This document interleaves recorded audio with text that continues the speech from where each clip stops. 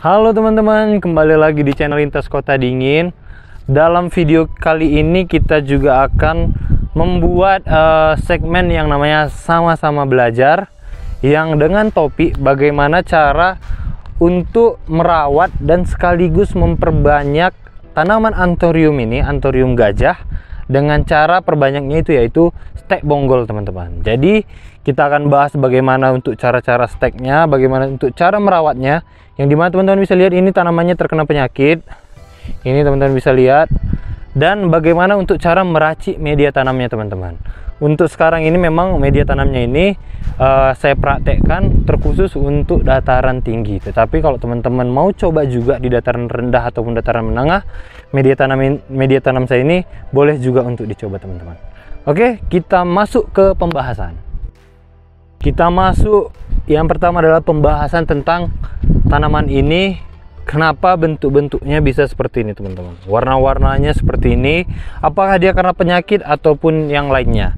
Yang pertama kita bahas adalah tanaman anthurium ini, kalau dia sudah daunnya sudah tua, dia akan berwarna kuning daunnya teman-teman. Jadi kalau kondisi tanamannya seperti ini, daunnya kuning lalu lama-lama kering, itu ditandakan bahwa daunnya sudah tua.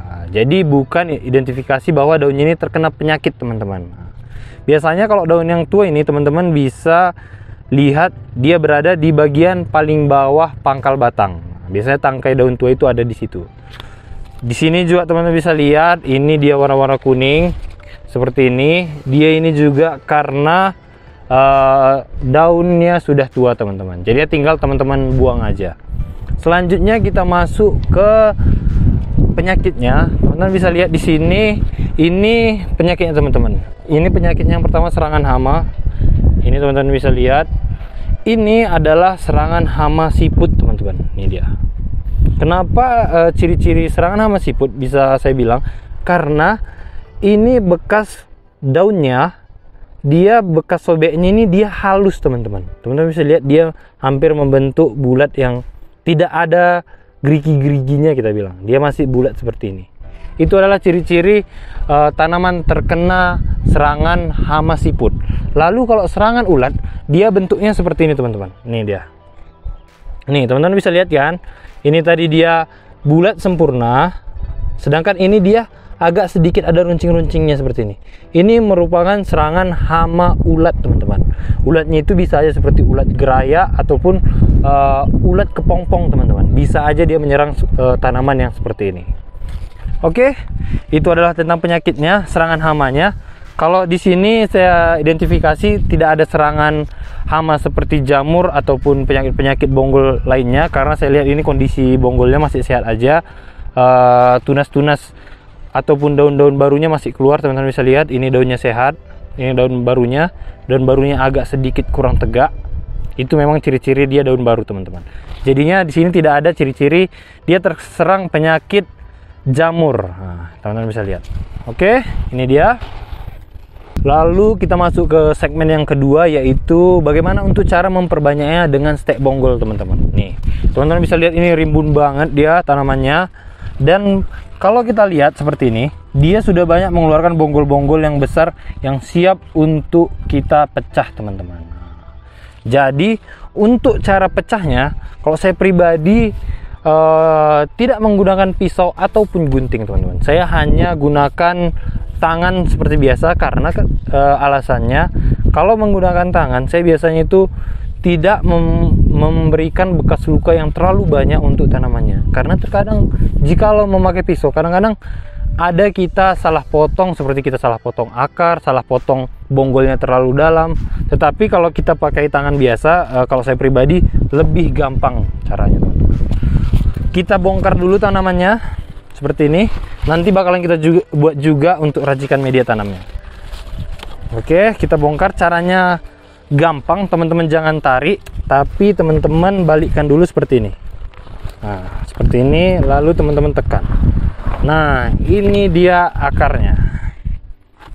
Teman-teman bisa lihat dia sudah memenuhi semua bagian potnya. Lalu langkah selanjutnya adalah ini kita pecah, kita tekan-tekan seperti ini teman-teman, yang tujuannya agar tanahnya pecah dan memudahkan kita untuk mengangkat media tanamnya. Oke, setelah teman-teman pecah seperti ini, lalu teman-teman pilih mana aja yang harus kita pecahkan. Contohnya seperti ini. Ini ada satu bonggolnya yang sudah besar. Yang seperti saya bilang tadi, kalau saya menggunakan tangan, saya tinggal tarikkan seperti ini, teman-teman. Dia tarik seperti ini.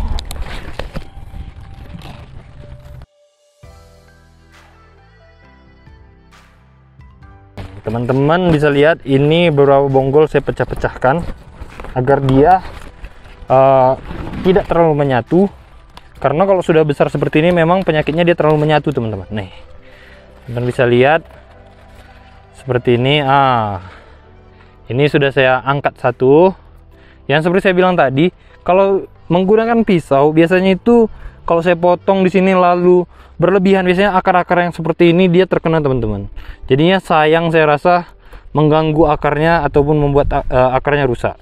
Jadi saya memang biasanya gunakan hanya tangan aja untuk menariknya, teman-teman. Ini dia satu, teman-teman. Kita ambil lagi yang lain. Ini dia, teman-teman, hasil cacahan ataupun pecahan ini tadi, tanamannya ini tadi. Teman-teman bisa lihat ini tanamannya besar-besar, akarnya tidak ada terganggu, akarnya juga masih panjang-panjang. Dan ini adalah mother plant-nya, teman-teman, ataupun indukannya. Nah, ini dia. Ini tidak saya pecah, saya biarkan aja dengan akar yang sebanyak ini, teman-teman. Lalu langkah selanjutnya adalah yang ini memang harus sangat-sangat penting teman-teman lakukan, yaitu teman-teman lakukan yang namanya pemberian fungisida dan pemberian perangsang akar, teman-teman. Nah, fungsinya adalah, kalau fungisida ini tadi dia untuk mencegah penyakit-penyakit pada bekas potongan ataupun bekas bonggol yang kita patahkan tadi. Contohnya seperti yang seperti ini sebaiknya kita beri fungisida agar tidak terkena penyakit, teman-teman. Lalu untuk akarnya tadi, perangsang ataupun hormon akarnya tadi, untuk membuat tanaman yang sebesar-besar ini tadi dia lebih banyak keluar akarnya ataupun akar yang barunya bisa cepat tumbuh, teman-teman. Jadi di sini saya gunakan, ini dia udah saya campurkan, teman-teman. Saya gunakan fungisida antrakol dicampur dengan Roton F, teman-teman. Ini kemasannya satu karena udah saya campurkan nih. Kalau teman-teman susah membeli antrakol, silahkan teman-teman gunakan produk yang lain yang berbentuk tepung, yang memang tujuannya untuk mencegah penyakit fungi tadi ataupun penyakit busuk akar tadi ataupun busuk bonggol. Cara penggunaannya ini tinggal oleskan, teman-teman, seperti ini. Oleskan ke semua bagian yang terkena tadi. Teman-teman oleskan aja, nggak perlu sampai terlalu banyak, cukup dioles-oleskan aja. Oke, ini dia semua dioleskan ke semua yang bagian pecah. Lalu ke yang baru juga seperti itu, cukup yang di bagian bawahnya aja teman-teman oles. Lalu setelah kita pecah tadi, kita beri juga perangsang akar dan anti funginya di bagian bonggol-bonggolnya tadi, teman-teman. Lalu kita masuk ke bagaimana untuk cara meracik media tanamnya. Nah, saya biasanya gunakan untuk tanaman-tanaman aroid ataupun tanaman-tanaman seperti anthurium ini tadi, saya gunakan hampir sama dengan yang tanaman alocasia. Yang bedanya itu adalah takaran banyaknya, teman-teman. Di sini teman-teman bisa lihat ini adalah tanah humus ataupun tanah hutan. Yang kedua ada sekam padi yang sudah terfermentasi. Yang ketiga ada pakis, cacahan pakis. Yang keempat ada kokopit. Dan yang kelima adalah kompos, teman-teman. Ini dia. Ini komposnya ini sudah terfermentasi. Dan semua bagian ini tadi sudah terfermentasi, teman-teman. Jadi bebas dari serangan hama ataupun patogen-patogen yang ada di media tanam. Untuk takarannya sendiri, yang pertama kita gunakan takarannya itu agar gampang dipraktekkan, pot ya, teman-teman ya. Ini pot. Ini yang pertama, ini saya gunakan setengah pot aja untuk komposnya. Ini dia, setengah. Lalu masuk ke ini kokopit, kita gunakan satu pot seperti ini. Selanjutnya masuk ke sekam padi, kita juga gunakan satu pot, teman-teman. Ini dia, seperti ini. Kita masuk ke pakis, kita gunakan juga satu pot seperti ini. Begitu juga dengan tanah humus, kita gunakan satu pot, teman-teman. Nih, satu pot kita gunakan sebanyak ini. Nah, lalu semua bahan ini tadi kita campur merata. Jangan sampai bagian tanahnya dia menyatu, teman-teman. Nah, kita campur, cukup kita aduk-aduk seperti ini aja. Dan teman-teman bisa lihat ya. Nah, dia sudah tercampur seperti ini. Lalu teman-teman siapkan media tanamnya. Ini teman-teman, kita gunakan pot. Yang teman-teman harus perhatikan adalah di bagian bawah potnya seperti ini, teman-teman harus banyak memberikan lubang, teman-teman. Nih. Karena untuk tanaman anthurium kuping gajah sendiri, kalau sampai air terlalu banyak menggenang, biasanya dia mudah untuk terserang penyakit busuk akar. Jadinya sebaiknya teman-teman akalin dengan cara membuat lubang banyak di bagian bawahnya seperti ini. Oke, caranya yang pertama teman-teman masukkan dulu media tanamnya tadi hanya 1/4 aja, lalu ambil tanaman anthuriumnya seperti ini. Nah, ini dia. Kalau saya pribadi teman-teman, kalau dia daunnya memang tidak ada terkena penyakit, tidak ada saya buang, teman-teman. Kalau dia masih dia contohnya seperti ini masih ada daun-daun tuanya, ini biasanya saya biarkan aja. Nanti 1 minggu ke depan baru saya buang daun yang tuanya, agar tujuannya dia bisa berfotosintesis dengan sempurna ataupun dengan cepat, karena daun itu adalah tempatnya untuk berfotosintesis. Nah, ini kita masukkan, kita posisikan dia semua terendam sampai dengan bagian bonggolnya seperti ini. Nah, teman-teman bisa lihat dia terendam semua sampai di bagian bonggol. Hanya ada tersisa sedikit di permukaan seperti ini. Oke, teman-teman bisa lihat, bisa diperhatikan, lalu ditekan-tekan sedikit teman-teman ya. Nih, agar akarnya bisa mudah ataupun cepat mengikat media tanam yang baru. Kalau kurang silahkan teman-teman tambahin aja. Ini dia. Oke, teman-teman bisa lihat ini dia posisi akhirnya.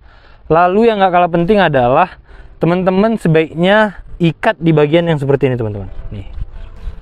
Ini dia teman-teman ikat. Nah, ini teman-teman adalah akhir jadi dari repotting tanaman anthurium kita tadi yang kita perbanyak dengan stek bonggol. Nah, teman-teman bisa lihat ini dia semua. Sudah yang seperti saya bilang tadi, dia juga harus diikat teman-teman agar dia tetap tegak. Dikhawatirkan nanti kalau dia terkena angin, dia jatuh lalu terbongkar lagi akarnya, dia tidak cepat lagi untuk tumbuh, teman-teman. Jadi kalau memang daerah teman-teman banyak angin, sebaiknya memang teman-teman tambahin juga dengan bambu penahannya agar dia tetap tumbuh tegak. Tapi kalau di daerah saya ini masih aman-aman aja, jadi diikat aja dia sudah cukup. Dia cukup kuat untuk menahan topangannya. Jadi ini adalah video kita sama-sama belajar untuk bagaimana melakukan stek bonggol pada tanaman anthurium, terkhusus pada tanaman anthurium kuping gajah, teman-teman. Tadi juga saya sudah jelaskan bagaimana cara meracik media tanamnya. Gampang banget untuk teman-teman tahu racikannya tadi, mudah untuk didapat. Di toko-toko pertanian ataupun di sekeliling rumah teman-teman bisa didapat, teman-teman. Yang penting teman-teman fokusnya di komposisi penggunaan media tanamnya tadi. Karena kalau saya pribadi memang berdasarkan pengalaman yang seperti saya tunjukkan tadi itu yang berhasil. Karena kemarin-kemarin saya terlalu banyak tanah ataupun terlalu banyak pakis, pertumbuhan anthuriumnya dia cenderung lebih lama ataupun dia tidak sempurna. Jadinya untuk racikan yang saya buat barusan itu merupakan racikan yang saya rasa top untuk sekarang ini. Tetapi pembelajarannya lagi adalah ini kondisinya saya ada di dataran tinggi. Jadinya teman-teman harus fokus juga di media tanam, karena dataran rendah sampai dengan dataran tinggi untuk media tanam sendiri dia memiliki komposisi yang tertentu. Itu adalah pembahasan kita. Jadi kalau teman-teman juga mengalami ataupun punya indukan tanaman anthurium yang sudah sebesar yang tadi, teman-teman mau pindah tanam tetapi susah mencari media tanamnya, silahkan teman-teman order aja di kita, nanti akan saya buatin racikan media tanamnya. Ataupun teman-teman mau meracik sendiri ataupun belajar sendiri, kita juga jual racikan media tanam itu secara terpisah, teman-teman. Jadinya teman-teman bisa eksperimen sendiri untuk menentukan komposisi media tanam yang baik untuk tanaman. Oke, itu dia pembelajaran kita kali ini. Dan nggak kalah lupa adalah teman-teman kalau mau beli tanaman juga boleh langsung order di kita. Nomor HP saya ada di deskripsi video ataupun di judul video. Teman-teman bisa langsung order di saya dan langsung semoga kita bisa fast respon untuk membalas orderan teman-teman. Oke, itu dia adalah pembahasan kita. Kalau teman-teman suka silahkan teman-teman like video ini. Kalau teman-teman juga pendatang baru, silahkan teman-teman subscribe karena kita tiap minggunya akan membahas tentang seputar taman hias dan tanaman yang lainnya. Dan kalau teman-teman nggak kalah lupa lagi seperti saya bilang tadi, silahkan order dari kita. Kalau nggak bisa lewat WA ataupun nomor HP ini tadi, boleh order di marketplace seperti di Shopee dan di Tokopedia dengan nama toko kita Carolina Flowers, teman-teman. Oke, itu dia adalah video kita kali ini. Silahkan teman-teman share juga, saya sampai lupa nih. Silahkan teman-teman share agar teman-teman yang lain juga bisa tahu dan bisa memperbanyak tanaman Anthurium. Sampai ketemu di video selanjutnya.